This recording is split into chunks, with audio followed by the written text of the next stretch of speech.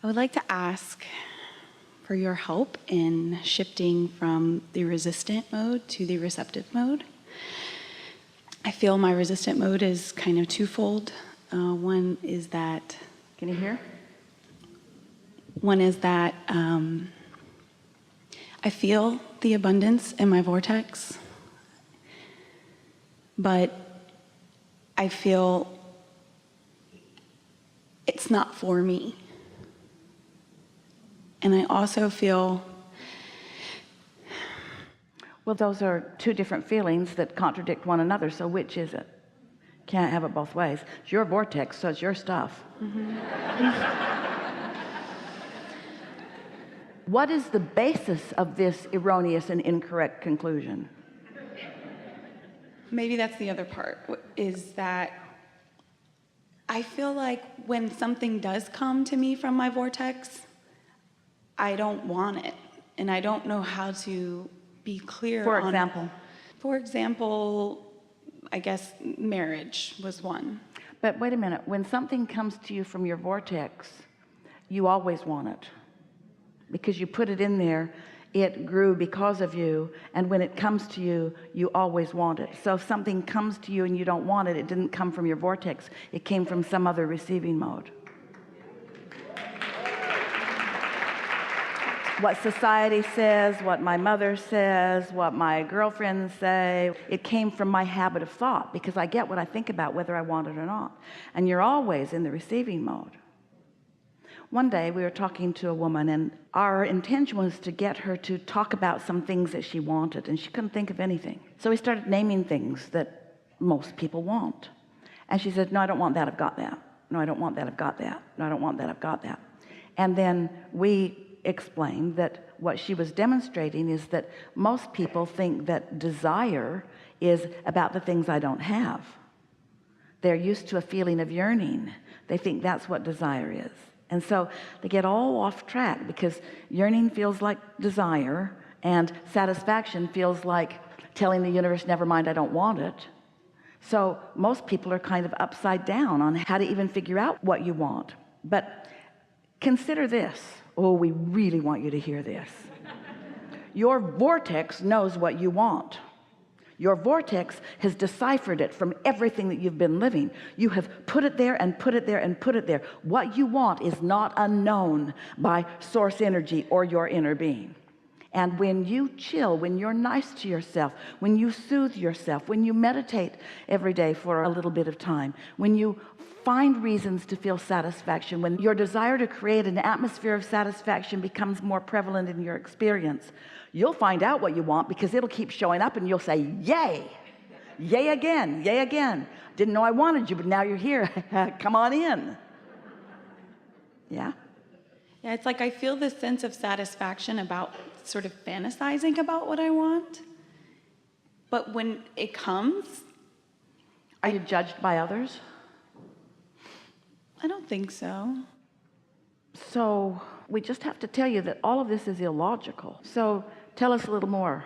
Like, the work that I want to do in the world has been this game of just dreaming about the job. And when I explore options of what that actually is in manifestation, I'd go do something and then I don't want it. That's because you're not in the receiving mode. You're not following the path of least resistance to what you really want. You're jumping the gun and trying to turn some thoughts into some things, and when you get there, they're not satisfying because they weren't rooted in your vortex. They were rooted somewhere else.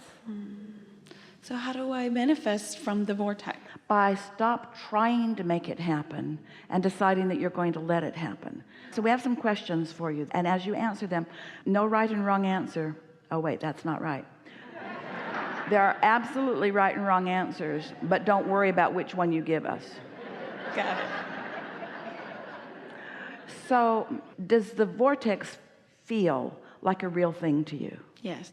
So you believe that there's a vibrational version of you that is beyond where you now are? Yes. More clarity, more prosperity, more satisfaction, more meaning, more deliciousness, more awareness, more satisfaction, more awareness. more clarity, more me, more realness, more evolution, more satisfaction, more delicious.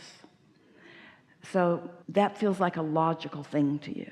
In realizing that you have vibrationally accomplished more, that is in the process of becoming, does the idea of that fill you with anticipation? It fills me with fear. The reason for that is because old thoughts, those old beliefs that are in the way, are so active within you that you're not letting yourself really believe in this. You're afraid that it won't be true or that you won't be able to do it. So your first words to us when you said, I feel like what's in my vortex is not mine, that's what you were talking about. What you might say in other words is, I believe it's real, but I don't know how to get it out. Or I believe in the law of attraction, I just don't know how to utilize it. Or I'm not good at this, or I might get it wrong. Or if I let myself believe, I might be disappointed. I don't want to be disappointed.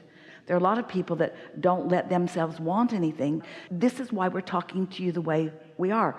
You couldn't help but put those things in that vortex. They were yours to sift through, and they were yours to put there. And you cannot deny ownership of what's there. It's yours. It doesn't belong to anybody else. It would not even exist if it had not been for your life and your putting it there. It does not belong to anyone else. It belongs to you. But you have to be satisfied now without it before it can come. And that's the thing that most people haven't known. Think about the way most people approach life. If I feel satisfied right now, before the man I want comes, before the money I want comes, before the whatever I want comes, if I project satisfaction to the universe, then they'll say, okay, never mind, you don't need anything else. Yes. That's the way your human minds are working. But if I suffer, and if I struggle, and if I whine, and if I beg, then the universe will take pity on me, and the universe will give me what I want. We want to say to you, how's that working out? It's not. It doesn't work out at all. And yet it's a pattern. And so what we're suggesting, act or be satisfied even before the goods come.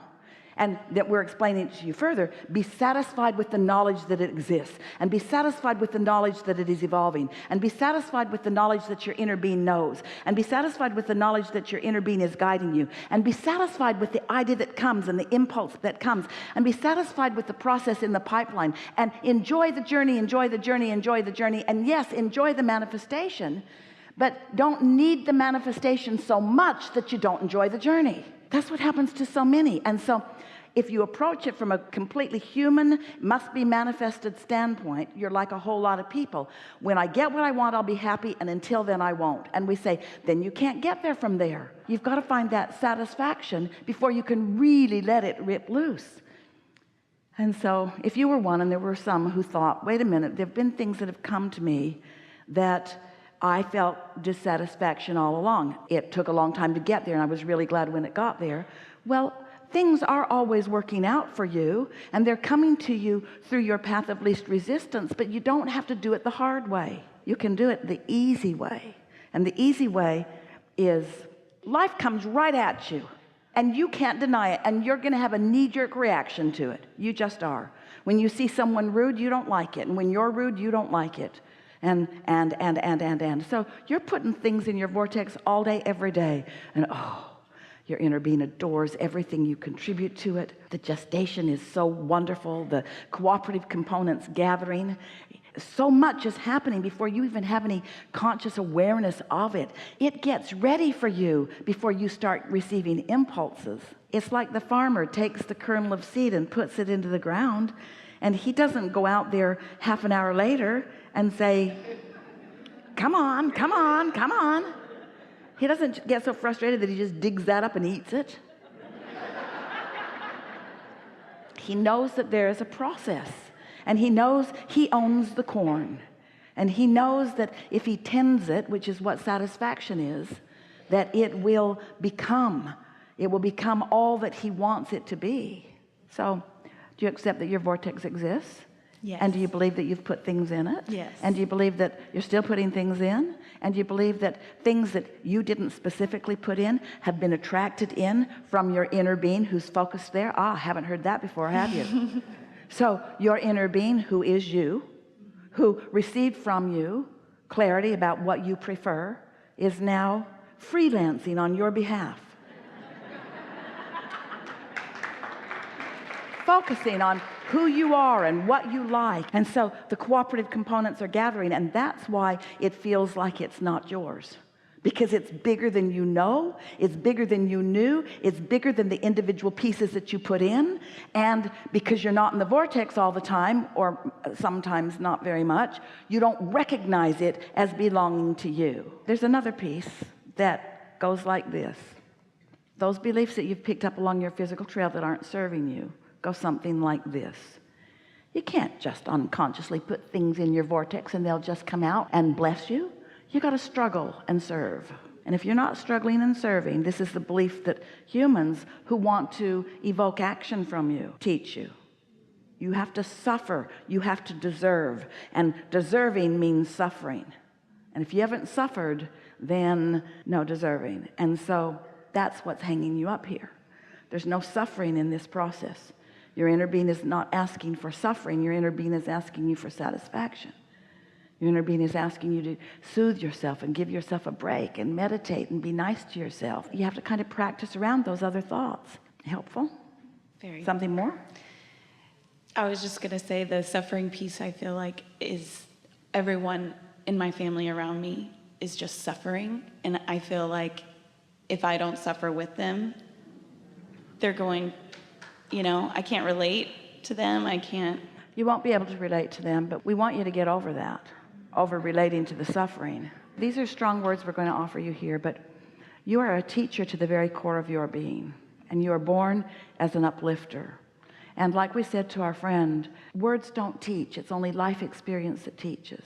And so you can't get sick enough to help a sick person become well, and you can't be poor enough to help a poor person become prosperous.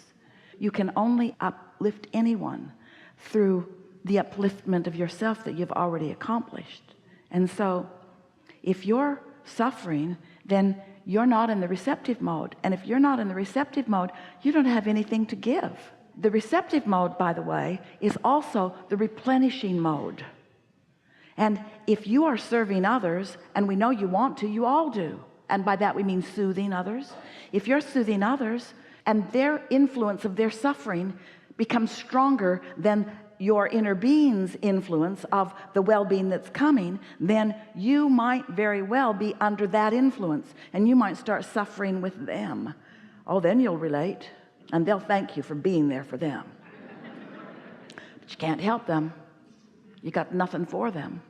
And you can't let their misunderstanding get in the way of you being, first of all, who you need to be in order to feel good, and who you need to be in order to be of any value to them.